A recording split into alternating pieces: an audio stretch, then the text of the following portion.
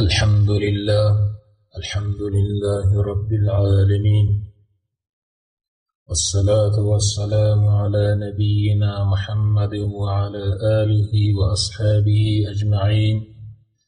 أما بعد، السلام عليكم ورحمة الله وبركاته. امید است که دوستان و برادران مجاهد در هر جایی که هستید جور و صحتمند باشید.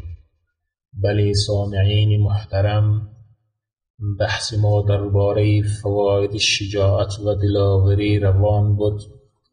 حال میاییم بحث خود را درباره نمونه‌های شجاعت رسول الله صلی الله علیه و آله و سلم ادامه میدهیم تا شود بلبلان باغ توحید و شاگردان مکتب رسول الله صلی الله علیه و آله و سلم نمونه‌های شجاعت رسول الله صلی الله علیه و سلم را سرمشق زندگی خیش قرار بدهند.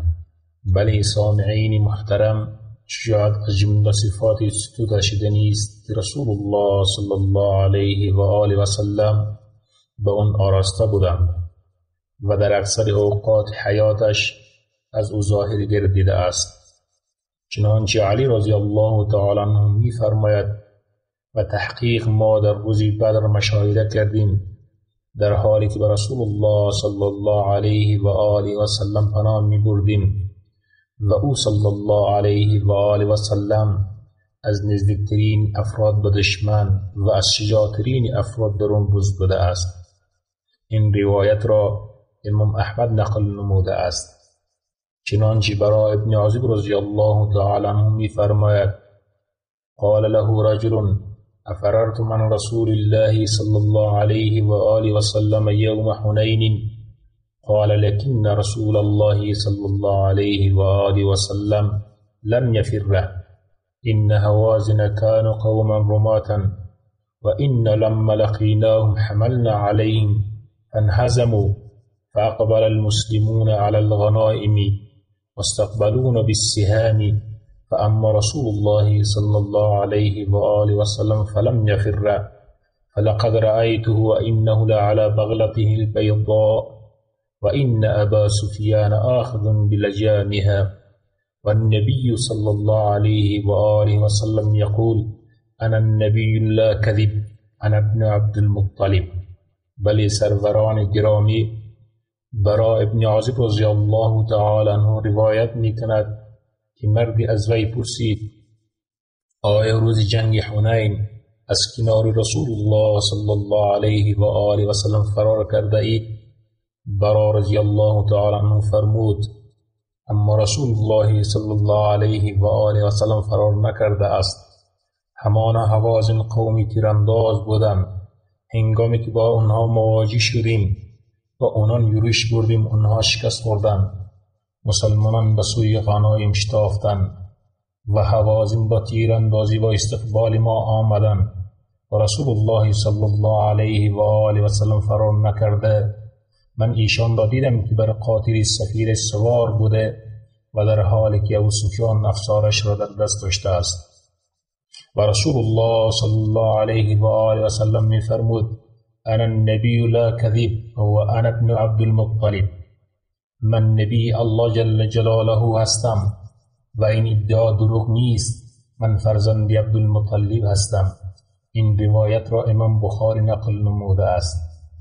انس بن مالک رضی الله تعالی عنه می‌فرماید كان رسول الله صلی الله علیه و آله و سلم احسن الناس وكان اجود الناس وكان اشيع الناس ولقد فزع اهل المدينة ذات ليلة فانطلق ناس قبل الصوت فتلقاهم رسول الله صلى الله عليه وآله وسلم راجعا وقد سبقهم إلى الصوت وهو على فرس لأبي طلحة عري في عنقه السيف وهو يقول ولم تراعوا لم تراعوا قال وجدناه بحرا أو أنه لبحر قال وكان فرسا يبطأ.